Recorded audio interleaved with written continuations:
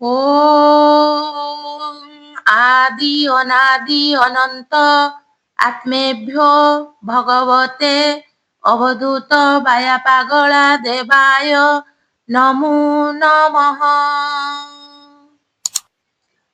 সকল স্থাନରେ ବୁଲଇ ସେହି ବାଇଆ ହୋଇ ତାର ନଥିବାର ସ୍ଥାନଟି କେଉଁ ଠାବରେ ନାହିଁ।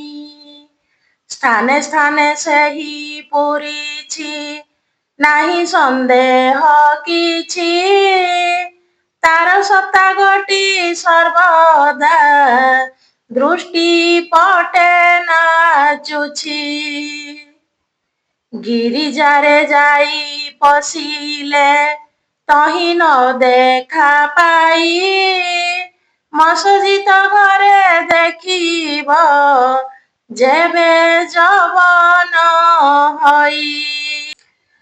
ଜୈନ ଘରେ ସେ ହୁଅଇ ଜିନ ରୂପେ ପ୍ରକାଶ ବୌଦ୍ଧ ରୂପରେ ହଇଲା ସେହି ଭୂତେ ବିକାଶ।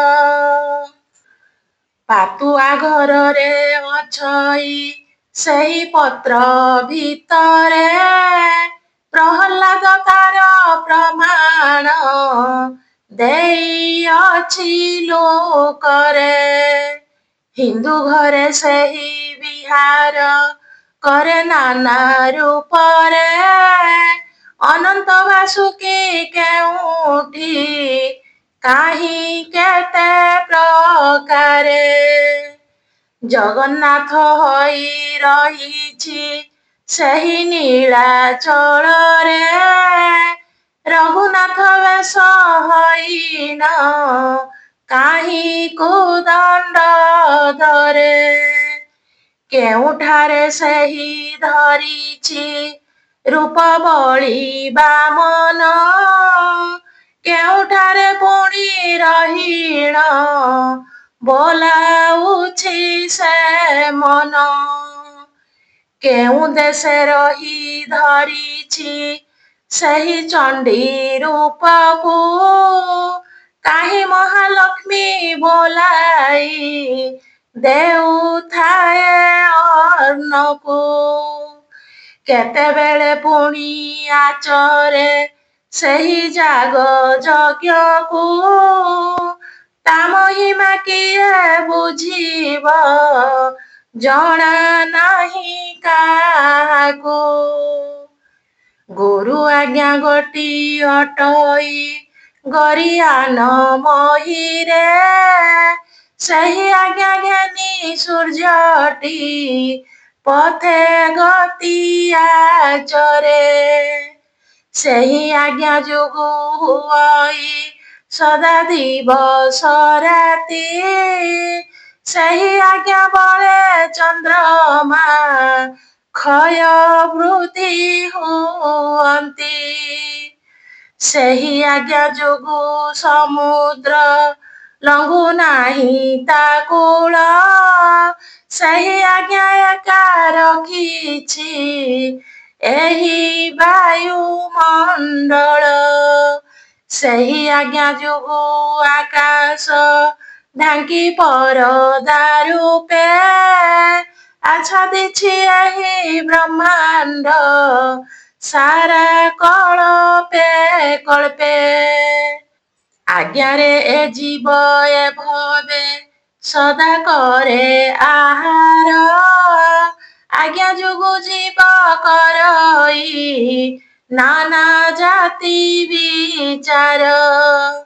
ଆଜ୍ଞା ଯୋଗୁ ସିନା ଦିଶଇ ନାନା ପଥ ବିପଥ ଆଜ୍ଞା ଗୋଟି ଯିବେ ଭ୍ରମାଏ କରି ଆନନ୍ଦ ଜାତ। ଆଜ୍ଞାରୁ ଅଜ୍ଞାନ ହୋଇନ ଜ୍ଞାନ ପଚାରୁଥାନ୍ତି ଆଜ୍ଞାରୁ ଜ୍ଞାନୀଏ ବୁଝାଇ ଜ୍ଞାନବାନ ବୋଲାନ୍ତି। ଆଜ୍ଞାରୁ ଏ ଜୀବ ତେଜଇ ଜାତି କୁଳ ଗୋତର ବିହରଇ ରଙ୍ଗେ ପଶିଣ ରାସ କ୍ରୀଡ଼ା ମଧ୍ୟର। ଆଜ୍ଞାରୁ ଏ ଜୀବ ପୁଞ୍ଜିଣ ଯିବେ ଭୁଞ୍ଜାଉଥାଏ ସନ୍ତୋଷ ହଇଣ ସର୍ବଦା କାଳ ପାଶ କଟାଏ। ଆଜ୍ଞାର ଅଧୀନ ଅଟଇ ଏହି ସାରା ଜଗତ ବୁଝୁନାହିଁ କିମ୍ବା ବୁଝାଇ ଦେଲେ ରେ ଦଗ୍ଧ ଚିତ। ଏହି ଦେଶେ ଜାଣ ଅଛଇ ମନ ନାମେ ରାଜନ ଖେଳ କୌତୁକ କରଇ ନେଇ ତା ପ୍ରଜାଗଣ। କେତେ ଯାଗ ଯଜ୍ଞ କରଇ ଘେନି ତାର ରାଜ୍ୟରେ ଜ୍ଞାନ ଖଡ୍ଗ ହସ୍ତେ ଧରିଣ ପାଦେ ଗତି ସେ କରେ। ମାହୁତ ରାଉତ ପଦାତି ତାର କେତେ ଅଛନ୍ତି ରାଜାର ଆଦେଶ ପାଳିଣ ନାନା କ୍ରୀଡ଼ା କରନ୍ତି।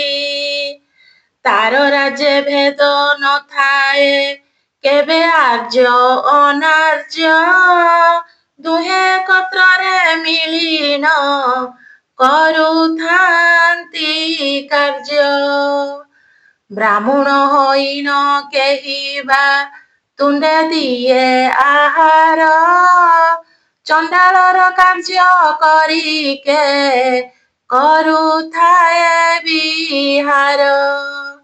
ସମରର ବେଳ ପଡ଼ଇ ଯଦି ଯୁଦ୍ଧ କ୍ଷେତ୍ରରେ ଦୁହେଁ ଯୁଦ୍ଧ ହୋଇ କରନ୍ତି ଯୁଦ୍ଧ କାର୍ଯ୍ୟ ବିଧିରେ।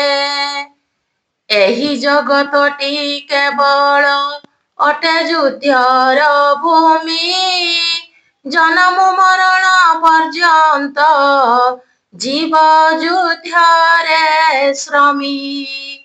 କର୍ମ ଯୁଦ୍ଧ କର ମହୀରେ ସଦା ହୋଇବ ସିଦ୍ଧ ଦେହ ଥିଲେ ତ୍ୟାଗ କରମ କରି ନ ପାରେ ଜୀବ। କ୍ରମେ କ୍ରମେ କର୍ମ କରିଣ କରମକୁ ନାଶିବ ଜ୍ଞାନର କାରଣ କରମ ଏହା ଭଲେ ବୁଝିବ। ଫଳର କାରଣ ଫୁଲଟି ଏହା ବିଚାରି ବୁଝ ଫଳ ହେଲେ ପୁଷ୍ପ ହୁଅଇ ନଷ୍ଟ ମନରେ ହେଜ।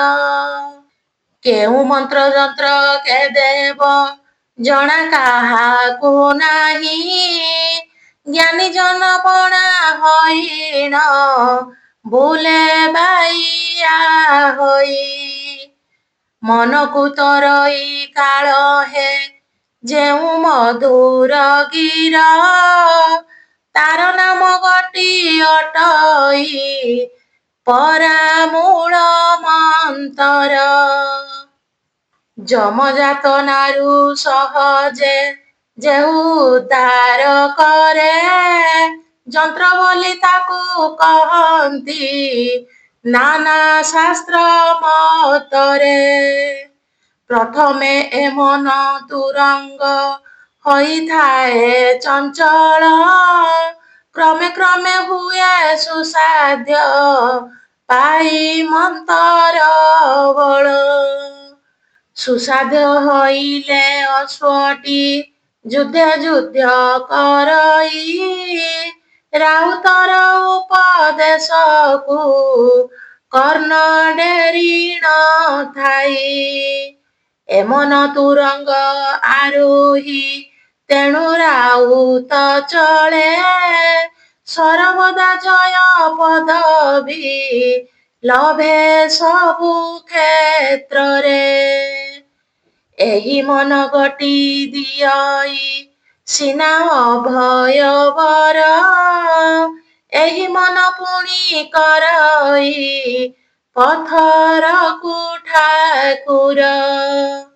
ଭଲ ପଥଟିକୁ ଏମନ ଯତ୍ନେ ଦିଏ ବତାଇ, ଏହି ମନ ଦେହେ ଥିବାରୁ ମନୁଷ୍ୟଟି ବୋଲାଇ। ଜଳକୁ ବନ୍ଧାଇ ଦେଲେ ତ ଯାଏ କାଳେ ଗନ୍ଧାଇ, ସୁମନ ଗତିକୁ ଯେ ବାନ୍ଧେ ମରେ ସେ ଦଣ୍ଡି ହୋଇ। ସୁମନ ହୁଅଇ ସର୍ବଦା ଶାନ୍ତି ପଥେ ପଥିକ, କୁମନ ବଳରେ ଜୀବ ଲଭେ ନାନା ବିପାକ। ବେଦମୟ ଅଟେ ଜଗତ, ଜଗତମୟ ବେଦ, ପଣ୍ଡିତ ଯାହାକୁ କହନ୍ତି କରୁଥାନ୍ତି ସେ ଭେଦ। ବ୍ରହ୍ମାଙ୍କ ମୁଖରୁ ହୋଇଛି ପରା ବେଦ ନିଃସୃତ, ମୁଖମଣ୍ଡଳକୁ ବୋଲନ୍ତି ବୁଧେ ବେଦ ବୋଲିତ। ଏକ ବେଦୁ କାଳେ ହୋଇଲା ଚାରି ବେଦରୁ ସୃଷ୍ଟି, ଚକ୍ଷୁ ମୁଖ ନାସା ଶ୍ରବଣ ଏହି ଚାରି ଭାଗଟି।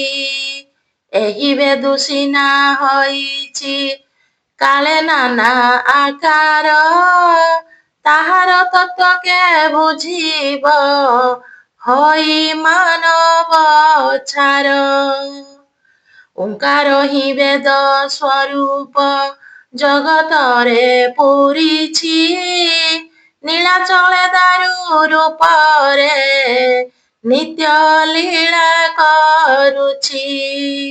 ଏକାକ୍ଷର ମନ୍ତ୍ର ବୋଲିଣ ଓଙ୍କାରକୁ କହନ୍ତି, ଜନନୀ ଜଠରୁ ଜନମ ଶିଶୁ ଧ୍ୱନି କରନ୍ତି।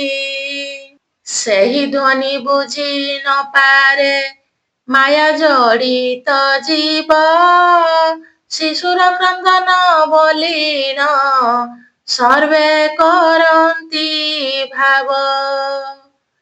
ଅ ଉ ମ ତିନୋଟି ଅକ୍ଷର ଓଙ୍କାରୁ ଜନ୍ମିଛି, ତିନିରୁ 50 ବର୍ଣ୍ଣ ଯେ କାଳେ ଜାତ ହୋଇଛି।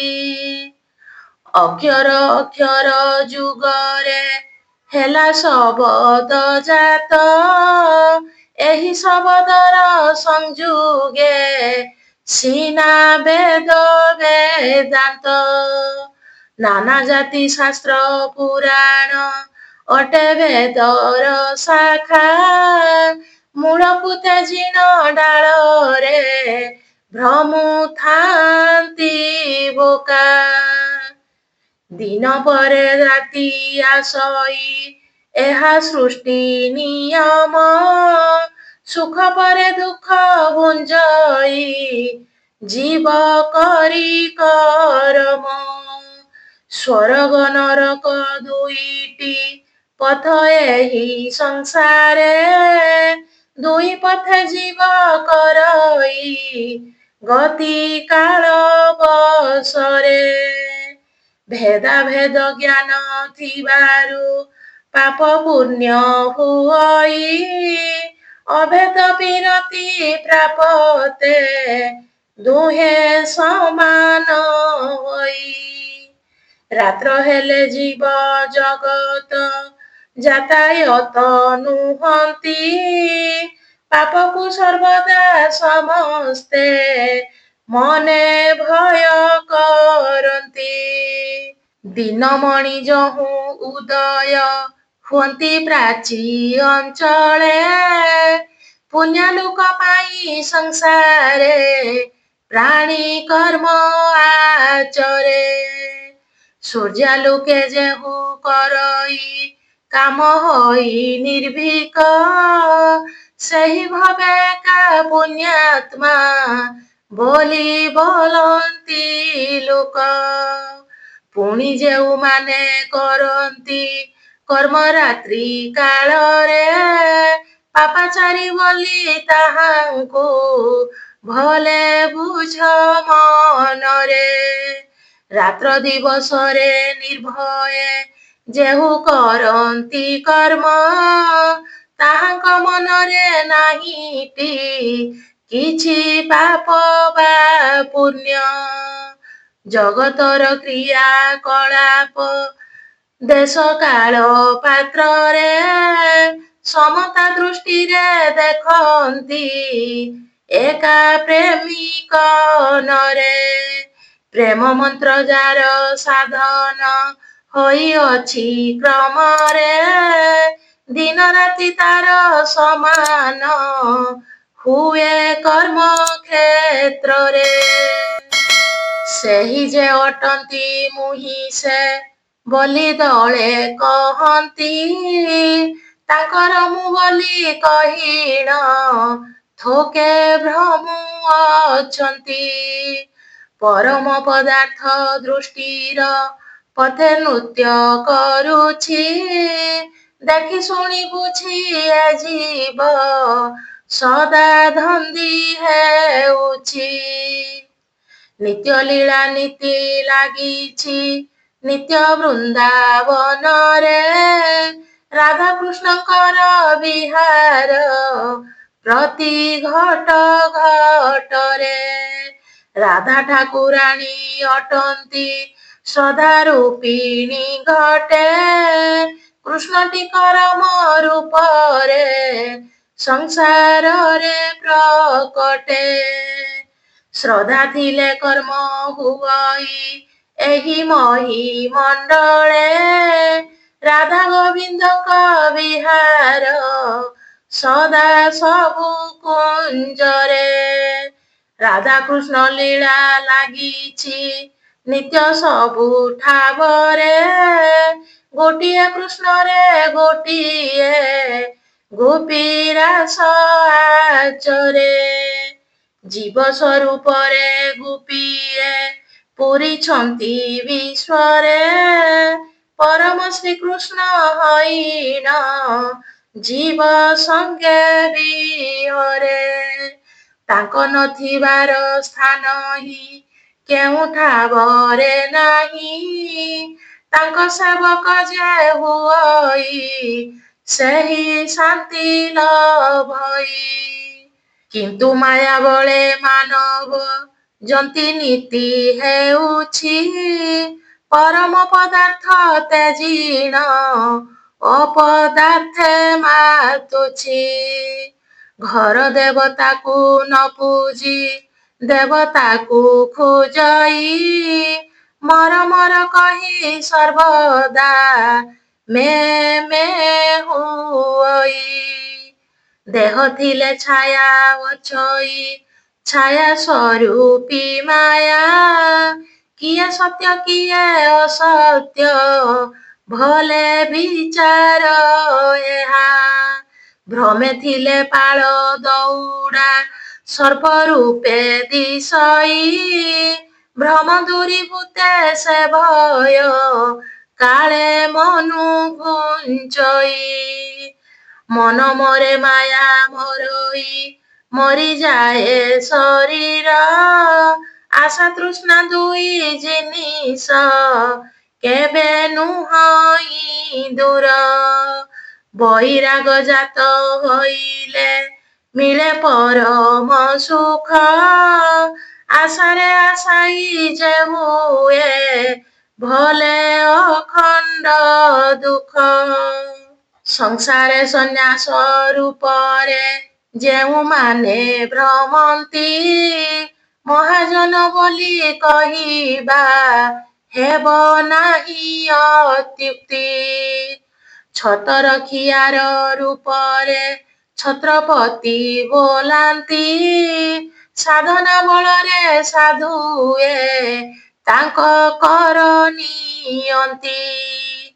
ପୂର୍ବ ଜନ୍ମେ ଋଣ କରିଣ ଯେହୁ ଠକାଇଥାନ୍ତି, ପର ଜନ୍ମେ ପରିବାରରେ ଆବଦ୍ଧ ସେ ହୁଅନ୍ତି। ସାହୁ ଖାତକର ହିସାବ ଯେବେ ହୁଅଇ ଶେଷ, ଅନ୍ୟ ଦେଶ ଯିବ ଚଳଇ ହଇ ଅଦୃଷ୍ଟ ବଶ। ତେଣୁ କେହି ମୃତ ହୁଅଇ ଅତି ଅଳ୍ପ ବୟସେ, କେହି ଅବା ମହାଯାତ୍ରାକୁ କରେ ଯୁବା ବୟସେ, କେହି ପୁଣି ବୃଦ୍ଧ ବୟସେ କାଳବଶ ହୁଅନ୍ତି। ବିଚିତ୍ର ରହସ୍ୟ ବୁଝିବ କାର ଅଛି ଶକତି।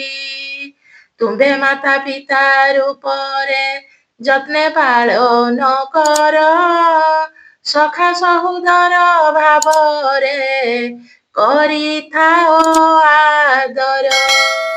ବନ୍ଧୁ ବାନ୍ଧବାଦୀ ରୂପରେ ସଂସାରରେ ପୁରିଛ, ନାନା ବିଦ୍ୟା ସୃଷ୍ଟି କରିନ ବିଦ୍ୟାଧର ହୋଇଛ। ନାନା ଜାତି ଦ୍ରବ୍ୟ ହଇଣ ଯିବେ ଦିଅ ଆନନ୍ଦ, ତବ ମହିମା କେ ବୁଝିବ ସବୁ କରିଛ ଅନ୍ଧ। ଆଖି ଥାଇ ଅନ୍ଧ ହଇବ ଯେବେ ଭ୍ରମଣରେ, କାନ ଥାଇ କାଲ ହଇବ ପୁଣି ଅତି କୌଶଳେ। ମୁଖ ଥାଇ ମୂକ ଯେ ହୁଏ କିଛି ବୁଝଇ ସେହି, ପଣ୍ଡିତପଣ ଯେ ଦେଖାଏ ସେହୁ ଗଞ୍ଜି ହୁଅଇ। ପରକୁ ସେବା ନ କରାଅ ହୁଅ ଆପେ ସେବକ, ଦଶ ଭୃତ୍ୟ ପ୍ରତି ମାନବେ ଦେଇଛନ୍ତି ମାଲିକ।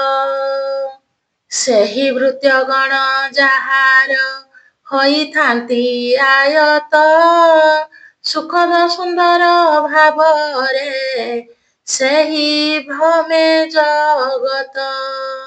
ଶରୀର ଅଟଇ ଜୀବର ଦୁଃଖ ସୁଖ ରୋଗର, ଦେହ ଥିଲେ ରୋଗ ବୈରାଗ୍ୟ ଭୋଗ କରଇ ନର। ଦୁଃଖ ଭୋଗ ହୁଏ ରୋଗରୁ ବୈରାଗରୁ ସୁଖ, ବିଧିର ବିଧାନ ଯାଥାଏ ଆନ କରେ କି ଲୋକ। ଚଞ୍ଚଳ ନ କରି କଦାପି ଏହି ବିକ୍ଷିପ୍ତ ଚିତ, ଉତ୍ତମ ପଥକୁ ନ ଛାଡ଼ି ହୁଏ ଧର୍ମେ ରତ। ଭୀଷଣ ପରୀକ୍ଷା ଲାଗିଛି ପରୀକ୍ଷାର ମନ୍ଦିରେ, ପରୀକ୍ଷାତ ଗୁରୁ କରନ୍ତି ରହି ନାନା ସ୍ଥାନରେ। ମାୟା ଯନ୍ତ୍ର ଗୋଟି ଲଗାଇ ମନକୁ ସେ ଟାଣନ୍ତି, କପଟ ମନ୍ତ୍ରରେ ଭୁଲାଇ କ୍ଷଣେ ସୁଖ ଦିଅନ୍ତି। ଦୁଃଖକୁ ବରଣ କରିଲେ ସୁଖ ଆପେ ମିଳଇ, ସୁଖକୁ ସର୍ବଦା ଯେ ଖୋଜେ ଦୁଃଖ ଛାଡ଼ଇ ନାହିଁ।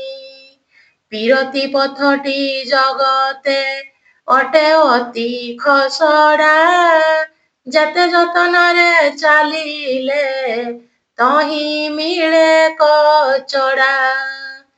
ପଦେ ପଦେ ପାଇ କଚଡ଼ା ଯେହୁ ହୁଏ ଆନନ୍ଦ, ତାକୁ ରକ୍ଷା ନିଜେ କରନ୍ତି ପ୍ରଭୁ ପରମାନନ୍ଦ। ଦୃଢ଼ତା ଆସିଲେ ମୂଢ଼ତା ଦୂର ହୁଏ ମନର, ମାନ ଅପମାନ ସମାନ କରି ଭୁଲେ ସଂସାର। ଧର୍ମ ଅର୍ଥ କାମ ମୁଖ୍ୟତଃ ହୁଅନ୍ତି ତାର ଅଧୀନ, ପଦାକକୁ ଅନୁସରଣେ କରୁଥାନ୍ତି ଭ୍ରମଣ। ଯେ ବଣ ଦେଶେ ସେ ରହନ୍ତି ତାହା ଅଟେ ବୈକୁଣ୍ଠ, ତାହାଙ୍କର ଗୁଣ କୀର୍ତ୍ତନ ବେଭାରେ ଅବ୍ୟକତ। ଯାମ ନ ହୁଅଇ ନିର୍ମଳ ଆଶା ପାଶତେ ଜିଣ ଆନନ୍ଦରେ ସେହି ଭ୍ରମଇ ପ୍ରେମ ମନ୍ତ୍ର ଗାଇଣ ମୁଷ୍ଟି ଭିକ୍ଷା ତାର ହୋଇଣ ଥାଏ ମୁଖ୍ୟ ଉଦ୍ଦେଶ୍ୟ ରାଜସିଂହାସନ ତା ପକ୍ଷେ ଦିଏ ନାହିଁ ସନ୍ତୋଷ ରାଜସିଂହାସନ ତା ପକ୍ଷେ ଦିଏ ନାହିଁ ସନ୍ତୋଷ ରାଜସିଂହାସନ ତା ପକ୍ଷେ ଦିଏ ନାହିଁ ସନ୍ତୋଷ।